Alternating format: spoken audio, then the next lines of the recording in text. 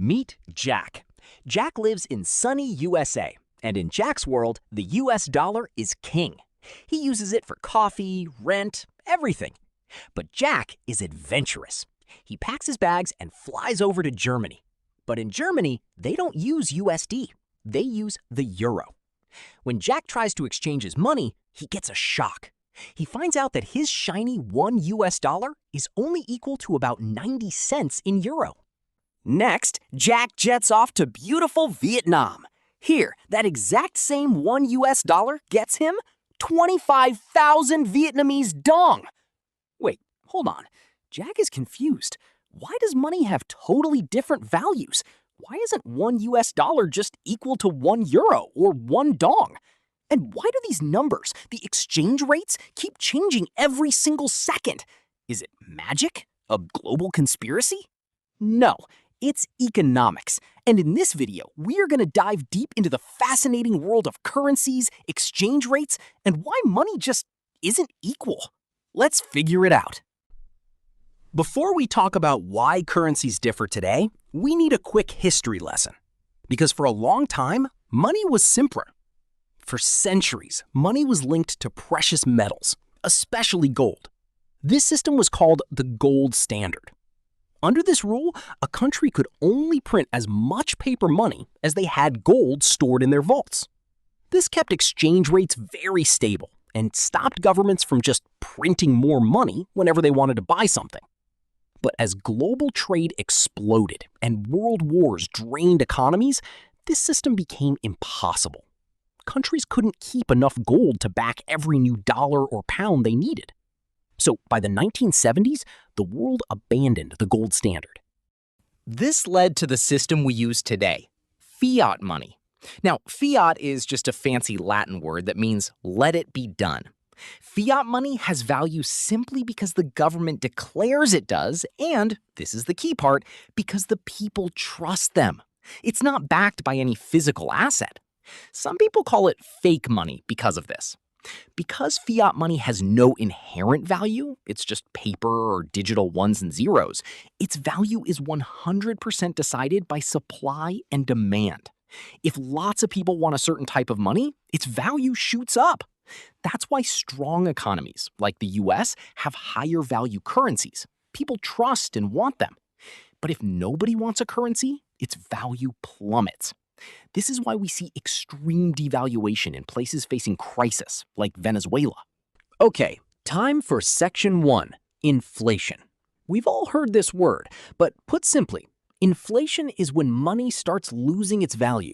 This usually happens when there is more money in the economy compared to the actual amount of goods and services available. When inflation is high, the currency gets weaker. Why? Because you can buy fewer things with the same amount of money. For example, in 2022, your $10 bought 2 loaves of bread. But 2 years later, in 2024, that same $10 only gets you 1 loaf. High inflation is bad for your wallet. For a real-life and extreme example, look at Zimbabwe. In the 1980s, their currency, the Zimbabwean dollar, was actually stronger than the US dollar. One Zimbabwean dollar was equal to $1.35 USD. But a series of major problems, economic crisis, land reform failure, corruption, and global sanctions hit the country. Their government responded by mindless printing of money. The result was hyperinflation. The currency's value evaporated. By the 2000s, $1 was equal to nearly 600,000 Zimbabwean dollars. The money was essentially worthless. They tried changing the currency several times, but eventually gave up and just started using more stable foreign money, like the US dollar and the South African rand. Although the latest news is that they are trying to bring their original currency back. So, hey, +1 point for persistence, Zimbabwe. Section 2, interest rates. You've probably heard this term tossed around on the news. Put simply, interest rates are the cost of borrowing money. Central banks, like the Federal Reserve in the USA, set the base interest rates for their entire country. And these rates are a huge deal. When a country's interest rates are high, it's attractive. It means you can get better returns on your investments. High interest rates act like a magnet for foreign investors. But wait, for these foreign investors to invest, they first have to buy that country's currency. This surge in demand strengthens the money, driving its value up. For example, government bonds. This is when you lend your money to the government for a set time, say 10 years, and in return, they pay you an annual interest, like 5%. The higher that interest rate, the better your return of investment. So if the interest rate in the US is higher than in Germany, global investors are more likely to sell their euros and buy US dollars, which they then use to invest in American bonds or savings accounts for a bigger profit. This demand strengthens the US dollar. Now, if US rates fall, returns are low, and investors take their money elsewhere, demand for dollars drops, and the currency weakens. Now, you might think, why don't they just keep rates sky high to attract money? Because interest is the cost of borrowing. If rates are too high, it becomes impossibly expensive for normal people to get a mortgage for a house, or for businesses to take loans to grow. This can crash the economy and cause unemployment. Central banks are constantly performing a delicate balancing act, increasing and decreasing rates based on the unique situation of their country. And that is why everyone in the finance world is terrified of this guy whenever he makes an announcement. Section 3. Country situation and foreign investment. Think about China. When China opened its markets in the late 1970s, it attracted huge amounts of foreign investment. These foreign companies needed local currency, the Chinese yuan or renminbi, to buy land, build factories, and pay their workers. This massive spike in demand strengthened the yuan and gave China's economy a massive cash injection. And that's why almost every country in the world tries to lure foreign investors to do business there. But foreign investors are picky. They look for two things: stable politics and a stable economy. A stable government means consistent rules and laws. For example, if a country promises low taxes to attract a business, but then suddenly raises them, that business loses money. If the rules keep changing, businesses won't feel safe investing. Similarly, frequent protests or strikes can disrupt everything and make it hard for businesses to operate smoothly.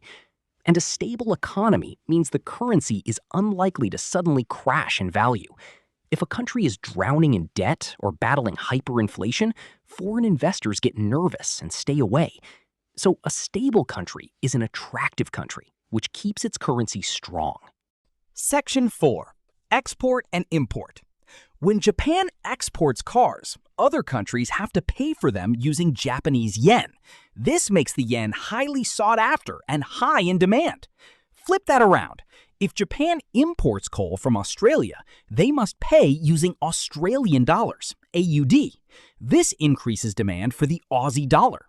Most countries try to export more than they import because that forces other nations to buy their currency, making it stronger. This concept is exactly how the US convinced oil-producing countries like Saudi Arabia to sell oil only in US dollars. Since almost every country in the world needs oil, they have to first get US dollars to buy it. This made the US dollar the de facto global currency, supercharging the US economy and cementing its status as number one in the world. This system is famously known as the petrodollar. Although, there are rumors that Saudi might start accepting other currencies. Hey, I could make another video about that whole topic if you're interested. Let me know. On the other side, small island nations in the Pacific, like Tuvalu, have very little to export. Their local currencies aren't widely used. So, to make trade simpler, they often just use stronger foreign currencies, like the US or Australian dollar. So there are many reasons why currencies have different values. You're probably asking, why don't we just all use one world dollar? Wouldn't that make life so simple for travelers? Well, it sounds great, but it's not that easy. Think about the Eurozone. It's super convenient because you can travel from France to Germany without exchanging money. But the challenge is that every country in the group has to give up control over its own money to a single central bank. And that means a country can't fix its own unique problems without affecting everyone else. For example, when Greece had a financial crisis in 2009, the effects spread to the entire Eurozone, And that is why Germany was not very happy with Greece about the whole situation. If the entire world used a single currency, it would be extremely risky. Imagine enjoying your best life, but then facing a massive crisis or inflation just because a country thousands of miles away messes up its economy. And the last question is, should we always make our currency as strong as possible? The answer is actually no, not really. Different countries have different needs. Singapore, for example, is a massive importer, so it wants a strong currency to make imports cheaper. But China is a massive exporter, and it wants a weaker currency to make its products cheaper for the rest of the world. This is why China has been accused of purposely lowering its currency's value, which is known as currency devaluation. But how does that even work? So there you have it. If you want me to explain currency devaluation or anything else, please like and subscribe, and let me know in the comments. Thanks for watching.